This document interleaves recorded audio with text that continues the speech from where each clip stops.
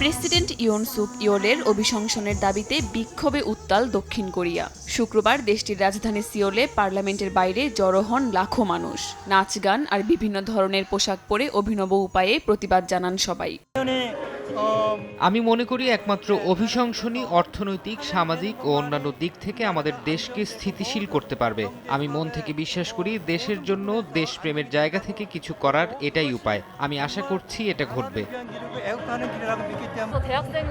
একজন বিশ্ববিদ্যালয়ের শিক্ষার্থী হয়ে চুপ থাকা খুবই লজ্জার হবে, তাই আমি এখানে প্রতিবাদ জানাতে এসেছি। অভিশংসন সফল করতে যা দরকার আমি করব। গেল সপ্তাহে নিজের দলের বেশিরভাগ সদস্য পার্লামেন্টে ভোট বয়কট করায় সে যাত্রায় টিকে যান ইয়ন সুক ইয়োল। তাই এবার বিক্ষোভে অংশ নেয়া অনেকেই ক্ষমতাসীন দলকে ব্যঙ্গ করে পরে আসেন অন্ত্যেষ্টিক্রিয়ার পোশাক। আয়োজকরা জানান এবারের বিক্ষোভ সমাবেশে কমপক্ষে 1.5 লাখ মানুষ যোগ দিয়েছেন। এমন উত্তাল পরিস্থিতিতে শনিবার আবারও অভিশংসনের মুখোমুখি হচ্ছেন প্রেসিডেন্ট ইয়ন। তাকে ক্ষমতা থেকে সরাতে 200 এমপির ভোট প্রয়োজন। ইয়নকে ক্ষমতাচ্যুত করতে হলে ক্ষমতাসীন দলের অন্তত 8 এমপিকে নিজেদের পক্ষে টানতে হবে বিরোধীদের। এরই মধ্যে ক্ষমতাসীন দলের অন্তত 7 সদস্য অভিশংসনের পক্ষে ভোট দেওয়ার কথা জানিয়েছেন।